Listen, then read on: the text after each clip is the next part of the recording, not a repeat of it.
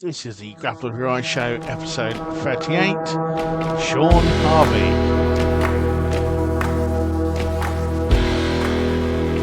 Welcome to the Grapple Dry Show. My guest this week is Sean Harvey. Sean, thank you for joining us. Thank you for having me. Now, Sean is a BJJ Purple belt. He is a multiple IBJJF gold medalist. He is a Newbury two-time advanced winner. He's been a silver medalist in ADCC, excuse me.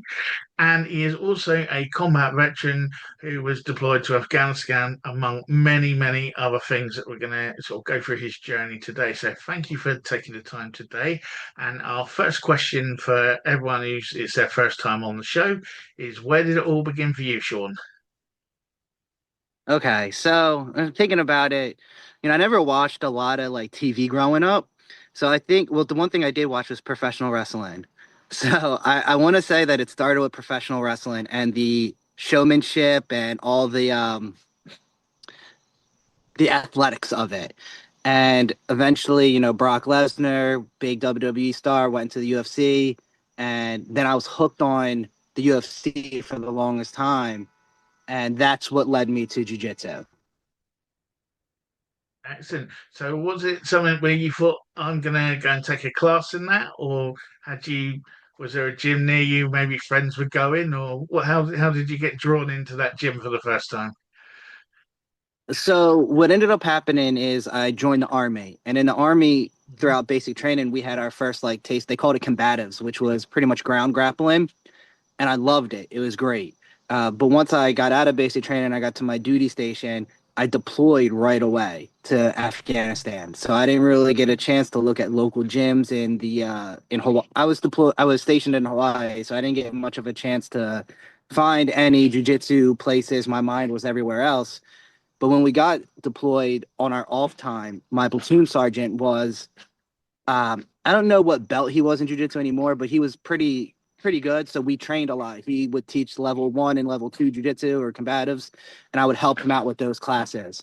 So that's when it really stuck. And then eventually, got out the army, went through some problems, came back home and started CrossFit. CrossFit was really big, but I was looking for something to supplement my CrossFit. And then I joined Jiu-Jitsu, and I just instantly, with the gym atmosphere and the camaraderie and everything that the Army offered, could almost be translated to Jiu-Jitsu as far as the brotherhood or the family aspect of it.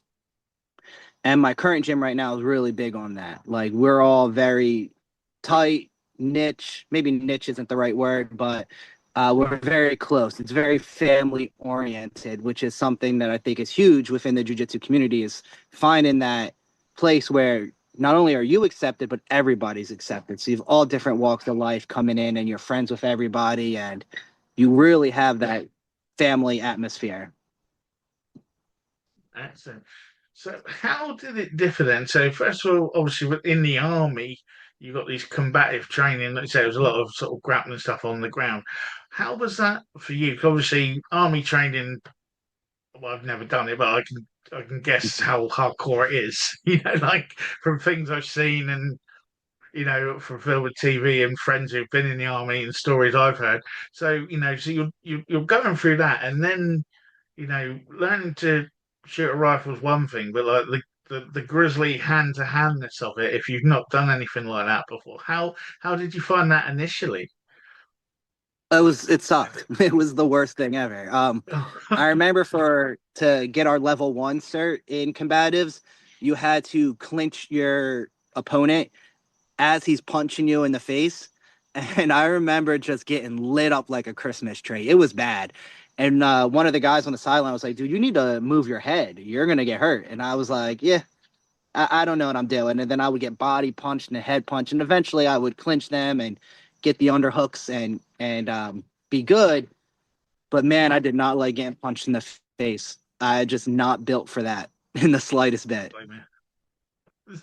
Okay, so how did that transfer then? So you've gone through all that stuff, and then you've got jiu-jitsu and so you're starting to train under your instructor guy, and then obviously gyms now where you come back.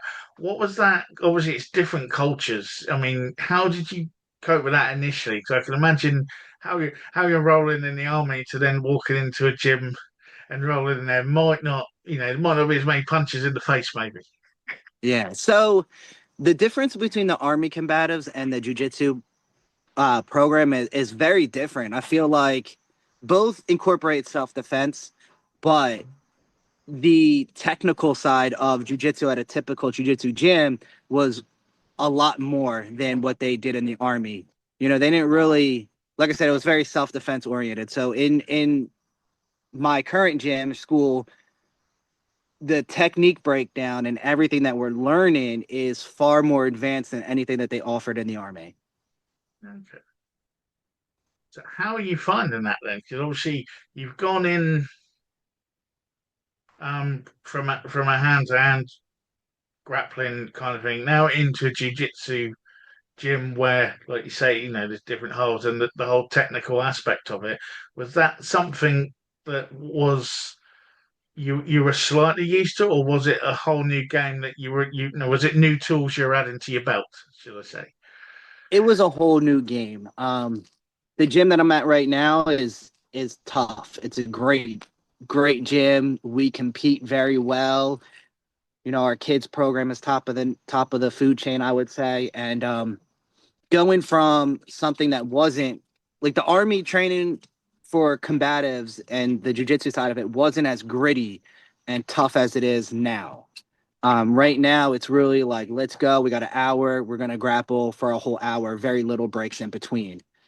In the Army, it was like, all right, we're going to work basic escapes out of mount, or we're going to, catch the punch, get in the inside, and get the takedown, which, we still do a lot of that in our tradition or right now, but right now it's at a different level as far as pace and how much you're putting into it. So we're going 100%, where in the Army, let's say, during our training, we were going like 20 or 30% to really like Yeah. understand the concepts of the move. And we're still doing that, but we're doing it at a higher level now. Okay, excellent. So taking the gym training back a bit then. So you've done all that stuff, you've done the army and all this hardcore grappling, to then walk into a gym and strap on a white belt, maybe. What was that like in that initial sort of first stepping in? Because obviously, you know, being a combat veteran and the place you've been, there's been some, I imagine some hardcore battles, in the job as well as in the gym, and then to Yeah. sort of come back in, put that white belt on, and go in and start learning. That's got to be a bit kind of, I can take all you guys. I've done this, It sort of it the was a sort of hard adjust. yeah, Yeah. It was a hard adjustment because, I deployed, I was in combat, firefights like all the time. I thought I was Billy Badass. And I thought I was like the toughest dude walking into the gym. And then I remember for the first year, I didn't do anything. So there's always that analogy, you're either the nail or the hammer. And I oh yeah, was the nail for a whole year. I mean, I was like looking at people and I was like, oh, I'll beat them. I'll get the tap on them. And then they would smash me. We have like 105-pound woman in our school, and she smashes me. She's just so good. You start to realize that you're not badass. Like, most people don't know how to fight.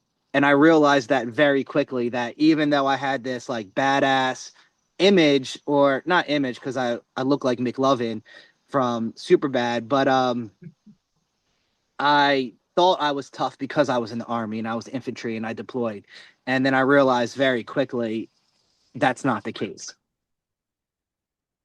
when was that moment then when, as a white belt getting smashed, there's suddenly that moment where like, actually, I might be good at this. Maybe that sweet work till that luck came in. Ooh. We will have that moment of sunlight where suddenly, like, maybe it might not be as bad for us next week. So I started to feel really comfortable and believing in myself, honestly, at purple belt. I think blue belt by far, so far at least, was my hardest belt. As far as competition goes, I only won a couple matches at blue belt. I was at that level where at certain times I was still getting beat by white belts, and then I was getting smashed by purple, brown, and black. I took it upon myself, kind of. I talked to my head coach, and we started to do privates. And through those privates, I started doing them as a blue belt. And that really helped me become confident and comfortable because having that one on one time with somebody who's such a high level, you're learning from them in so many different aspects that it really pushed me to that next level. Hmm.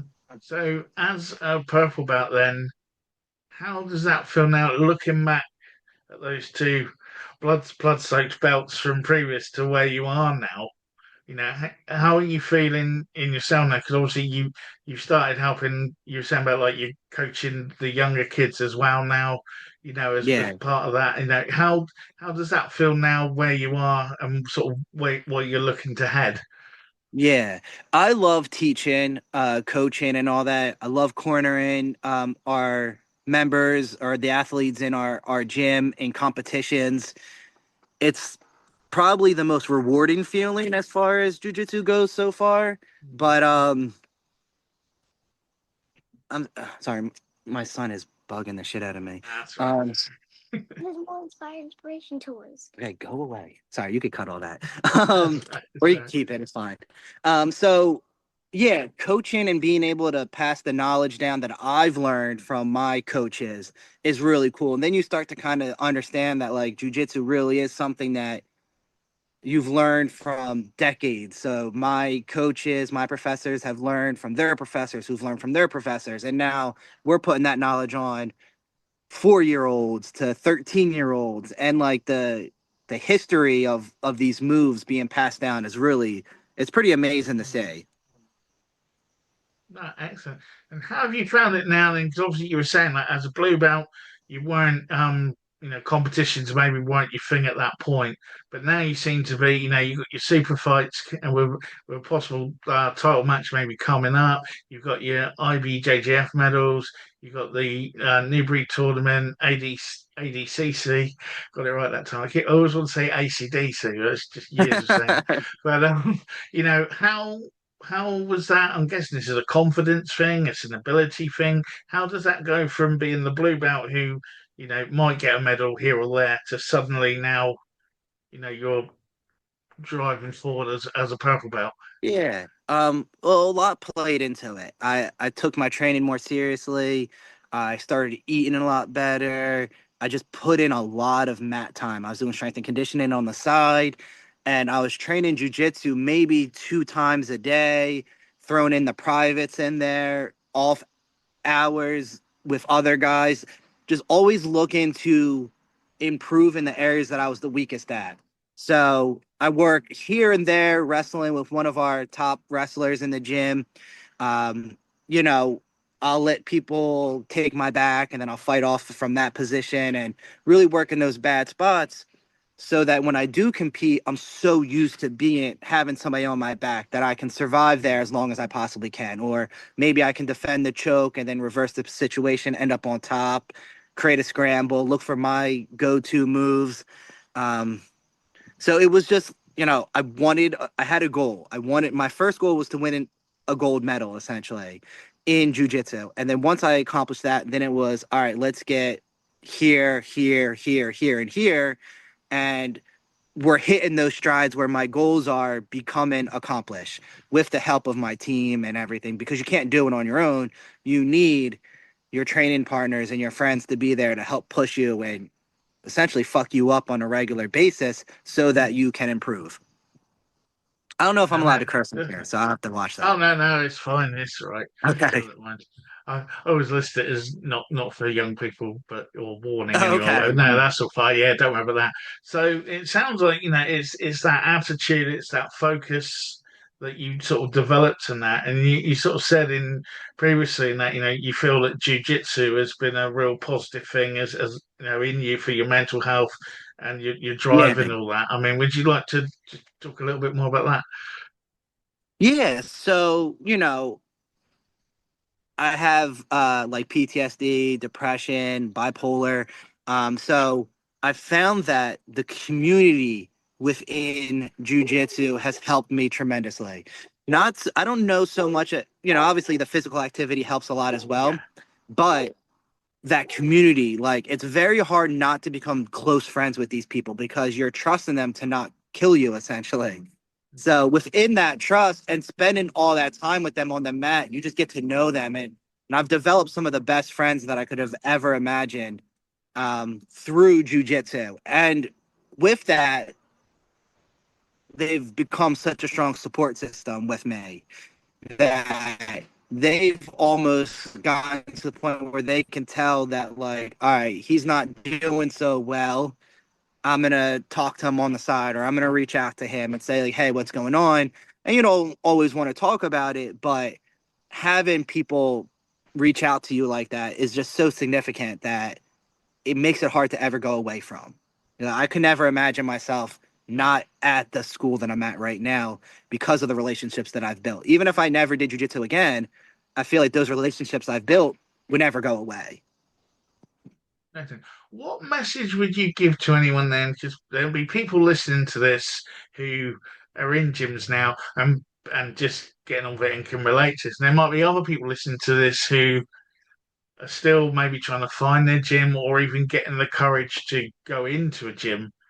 Because Yeah. even for myself, I remember like I did wrestling years ago and professional as well, and judo and that when I was younger. But then when it got to a bit older, and I'd always wanted to do jiu-jitsu, but back back then it didn't exist really in England. There was a couple of schools somewhere, but now Yeah. it's like everywhere. There's one on every corner. And then when it finally got to that, I was like, oh no, I'm too old now, and all this. And eventually I got it back and doing it, and yeah, and it's been amazing. But it's that whole thing. We always wish we did it sooner. But Yeah. those people listening, what sort of advice would you give to them? My advice would be A, to just take the risk, right?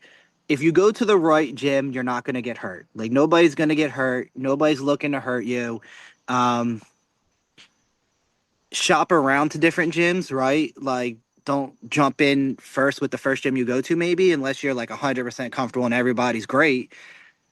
When you walk into the gym, you should be like approached, I'd say, by the head coach or whoever's coaching that day. And then to me, like, it's important that the other members introduce themselves and really make that home feeling. Like, you should be welcomed almost the moment you walked into the gym. So I know for our gym, when a new person walks in, like almost everybody will come in, they'll introduce themselves, they'll help them out. We have certain guys and women who will kind of work with them for a while until they can kind of understand it, because jujitsu is hard. It's not an easy sport to understand. And, even at purple and brown belt, you're still learning, and black belt, you're still learning things all the time. So what we tell people is what I tell people, or at least what I tell people is, you're not going to feel like you're progressing until a certain point when you start rolling with new people, and then you're like, oh wow, I do know how to do these things. And ultimately, you have to have trust in your teammates and your coaches and yourself, more importantly, that you can do it.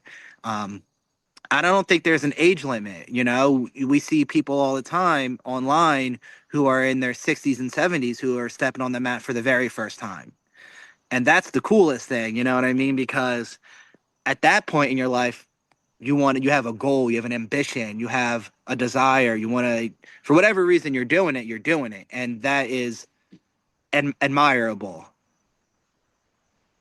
That's a good advice, there, I think. So tell me a bit more then, because as I said, we've gone from blue belts in tournaments to a purple belt now, and you've got your super fights and your new breed tournaments and all these grappling tournaments you're doing now. How is your prep for those comparing to your normal weekly train kind of thing then? Because two nil at super fights, that's a good thing to keep building up. And as you Yeah. say, there's a title in the future that you're crawling towards. What are you doing that's different? Because obviously, because people say, "Oh, I train." Everyone trains, or Yeah. once or twice. What's your program? What works for you? So what I really like to do when I'm hardcore into like training for a certain opponent, I try not to look too much into them. It's hard not to though because you kind of want to see where their weakest and their strongest point is. But I I tr- I try not to. I end up doing it here and there, but I really try to emphasize my game, what I'm looking to do, what I excel at, and I just try to push that while being thrown in bad spots and finding guys that and I start to get very selective of who I roll with as we lead to the competition. So I'm looking for like-sized opponents. I'm looking for opponents who are ridiculously good at close guard or half guard and situations that I'm gonna see in the competition. Um, I'll also really fine tune my nutrition so I'm fueled for those long sessions. I try to hit jujitsu twice a day. I'll throw in some strength and conditioning in there, maybe once or twice a week, and like hot yoga sessions to really make sure that my muscles are getting the stretch that it needs to be because I often get very stiff, but I look for a lot of those situations and I look for one day of not doing anything whatsoever. I'll just Yeah. sit around and I'll slouch around and I'll kind of let the body rest. I might go for like a long walk or do some kind of active recovery, but ultimately, we're just pushing that pace, pushing the pace, pushing the pace. Fresh bodies on you all the time. We go through cycles. Right now, we're kind of in a prep work for a couple of our guys, and we'll train before class for an hour straight. We won't do any breaks really. We'll just jump from position to position to position, and then we'll do live rounds. Then we'll kind of take an hour off, and then we'll just hit the typical class. So I would say when I'm really trying to hone in, I'm really looking just to get as many rounds as possible, as much mat time as I possibly can. I really believe in, during class, there's always that old saying where if you have a certain amount of rounds, you need to roll with somebody that you usually get the best of, Yeah. somebody who beat the dog shit out of you, and some. Oh, yeah. Your sound's gone. I don't know if you can hear me. Your sound's gone. Yeah, Oh, there you are. You're back now. Your it's sound a lot of disappeared for a second. You got the yeah. rounds and the dog shit bit out of you, and then the sound just dropped. I don't know. Oh, so yeah, so you need to have those rounds where you get the better of somebody, you get the dog shit beat out of you, and then somebody that you're equal to. You Hmm. might catch them, they catch you. You need, I believe in those three principles, those three kind of rounds in your typical class. Excellent. So, looking forward on your grappling sort of career, what's next for that? Because we said about like this title match and things. Have you got any particular tournaments in mind, or any particular Yeah. organizations or bouts in mind? Because Yeah, we obviously have the a couple grappling things thing planned is out. coming up now. Oh, sorry. Yeah, we got a couple things planned out right now. So the quickest thing coming up is Heroes on the Mat, which should be a title match. So we're looking to hopefully get that honed in and official. And then we have ADCC in New Jersey, which is in October as well. And then December, I'm thinking about taking my son and potentially a couple other people from the gym out to Canada for ADCC. So I like to travel to compete. So those are kind of my three things I'm looking to do. And then as far as my own competition, we got Heroes on the Mat. We have Main Character Jiu Jitsu, which is an up and coming promotion. I just competed under them and it was amazing. We were out in Miami competing. It was just dude, it was a beautiful event. Everything that they do leading up to the event is super dope. It's just a good time. Um, I want to do Grapple Fest out in England eventually. So Yeah, come on looking to over. maybe try to get on a card there soon. So always just looking to travel and do competitions. As far as my competition goes, I'm looking to get my son back on the competition field. We're prepping something for him coming up, hopefully. And then, just outside of competing, I want to be more comfortable coaching and cornering guys. That's a skill within itself, and it's a very challenging skill. It's far harder than actually competing and doing jujitsu on your own. I know, definitely, definitely. What about then? Have you got any longer term goals? Sort of.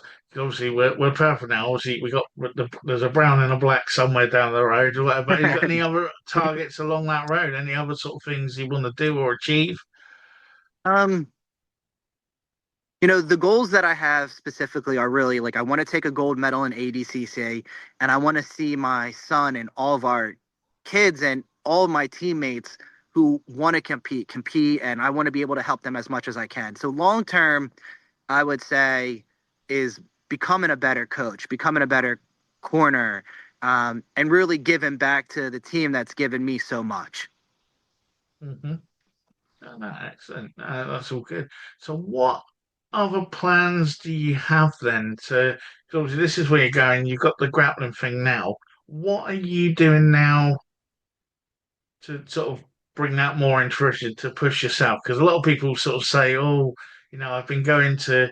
I mean, you seem to have a lot on, to be fair, that you're doing. But a lot of people sort of say, "Oh no, I've been competing a bit, but I feel like I'm stuck in a rut, or nothing's happening for me. I'm training, yeah, it's all good, but."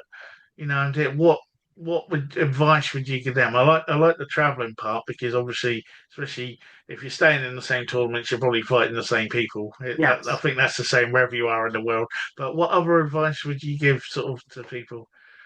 So I would say for people looking to compete and they want to take it serious, compete as much as you possibly can. Last year I competed every month, whether that be an IBJJF or a more regional competition. Compete as much as you want and use those local competitions as almost like a warm up for your bigger things that you're looking to do. So if you're looking to go to an IBJJF competition, which is a little bit more advanced and usually a higher level guys, do a bunch of nagas leading up to it.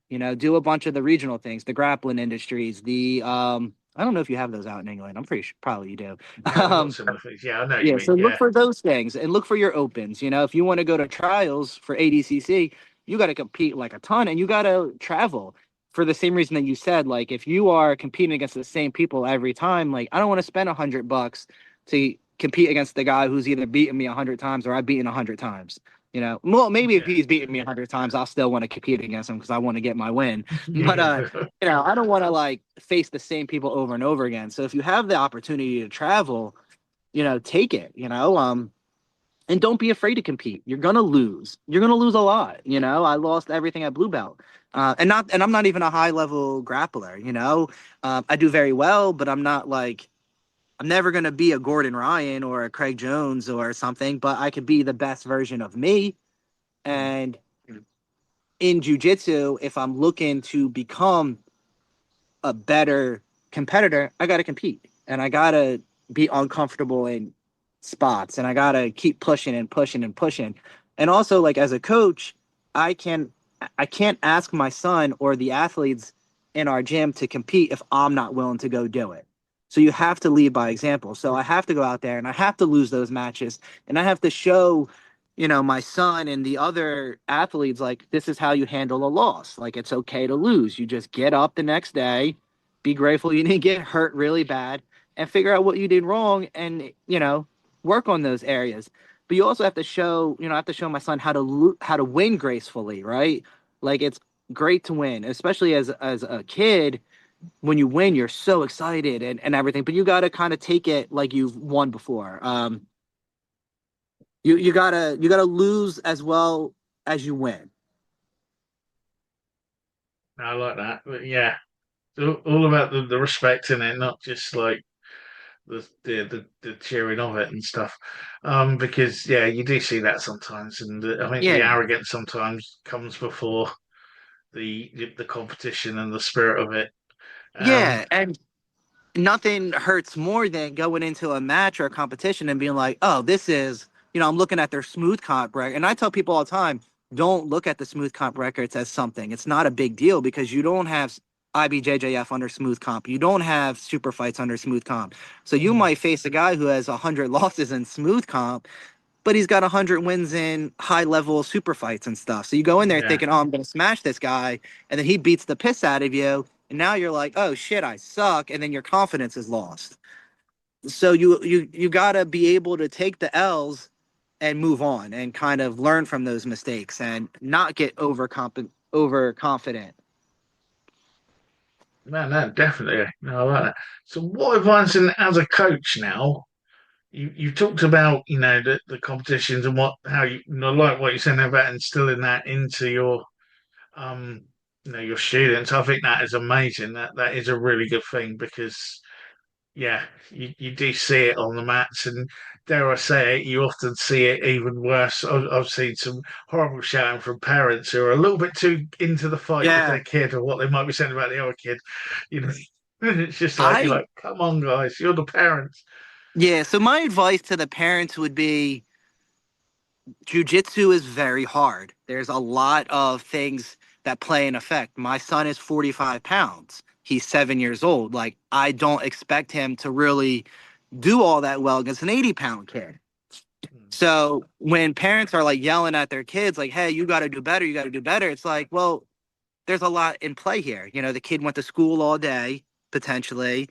He went home, did his homework, and then he went straight to jujitsu. Like, they're busy days, they're long days. So your child is gonna have really good days and really bad days. And in competition, they're gonna have stretches of winning everything. And then they're gonna hit a new age bracket or a new weight bracket. And then they might plummet and they might do really poorly in that brackets until they get a little older and a little bigger. So I almost, tell parents to like let their journey be their journey. Like they're gonna have ups and downs. And, you could step on the mats as well and see just how hard it is to comprehend all the moves as an adult, let alone a 3 to 14-year-old. It's gonna be challenging. And we often do these it's great. It's a lot. It's always a ton of fun. The families love it. But we'll do like bring your parents in week, and the parents can get on the mats and kind of roll and see what it's like, so that they can kind of understand like how hard their child is working. And it's cool because we get a lot of families who are like, "Wow, this is great," and then they join, and now yeah, the families have another thing to bond over and become closer with. Like, it's just a very cool atmosphere. that sounds brilliant. That sounds really good.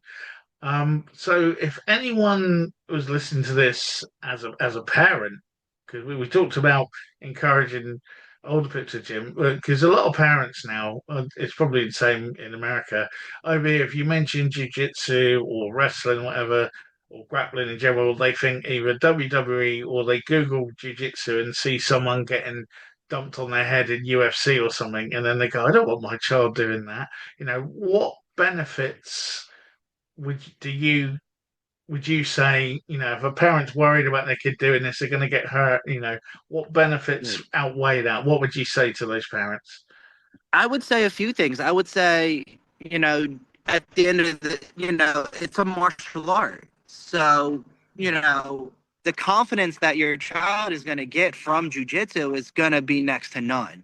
I have athletes who were bullied in school come to jujitsu and now they're winning, title belts and nagas and they're winning first place medals.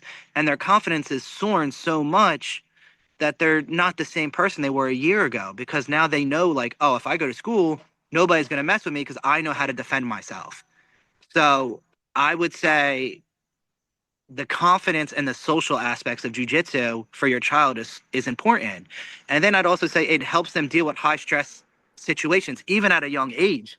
If your child is going through jujitsu and they're competing, there's a lot of stress in that, but they're learning how to cope with that stress and how to move forward and how to push through it.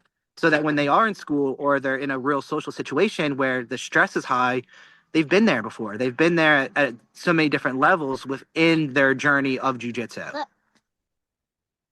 No, that's brilliant. So I just really like the way, like through this interview, you talked about like sort of just the positive vibe of it from like you say, the positive mental health and what it's done for you and the confidence and how you developed and how you're now pushing that through as a coach as well. No, no, thank you for doing this. It's brilliant. If anyone listening to this is thinking, hey, this guy sounds good, or I want to get in touch with him, or maybe I want to book him for a super fight or something else, or tournament, what's the best way for people to get hold of you, Sean? The best way is through Instagram. Oh Okay, yeah, yeah, yeah, Instagram is I the can best put way to that. I reach can out to tag that me in the show notes. for So anything. that's right. Yeah. And Yes. again, and the last bit really, it just sort of, we talked about your future targets and that. Is there anything else though that you just want to share with the audience? Because it sounds like such a positive, forward moving journey. I think you covered a lot. So and it was Yeah. just impressive, I would sir. So say anything to else you'd like to cover? I would say to anybody, whether that be a parent, an older person, a younger person who's looking to join jujitsu, find the right atmosphere that you feel comfortable with.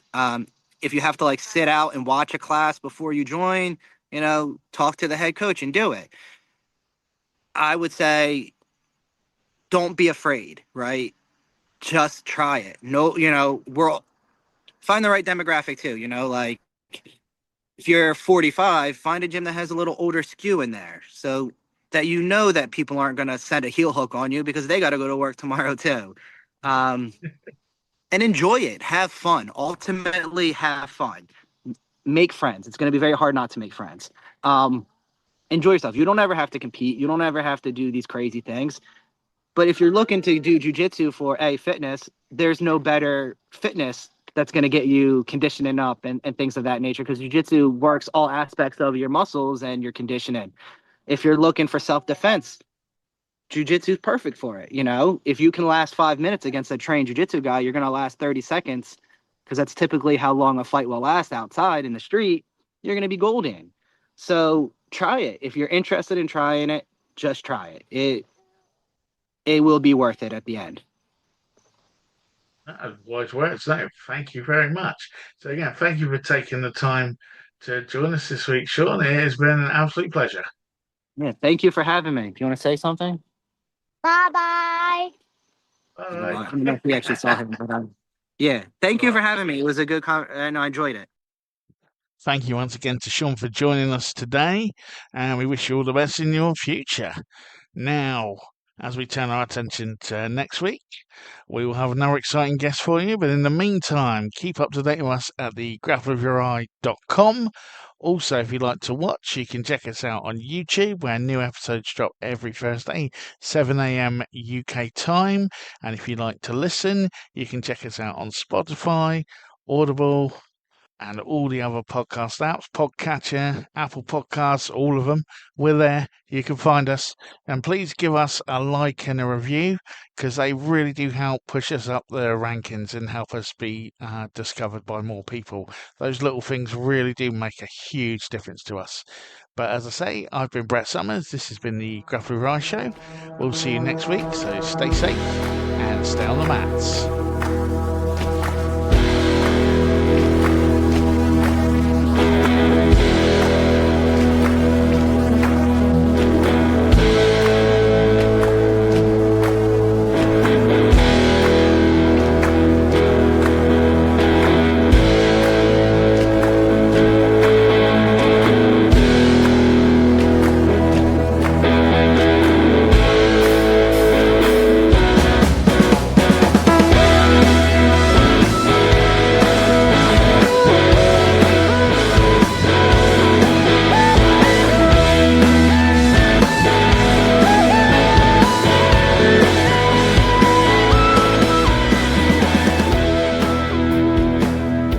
I tend to tell people from an amateur wrestler to a professional wrestler to a cage fighter to being the alpha male of senior citizens now.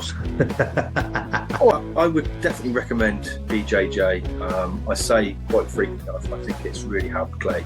It's given him some structure, it's given him discipline, and also, but probably the most important thing, it's given him a routine. I mean, with the training, he knows where we're going to be, what day. He goes into the same gym or the same gyms now because he trains at different gyms, and yeah, it's helped him. It's built relationships with his peers. He's got great friends. He's got some great role models in the gyms that he trains at, with not only the coaches but all the adults that are there. And it's just a great environment. It took me by surprise. It wasn't what I expected when we first walked into a gym.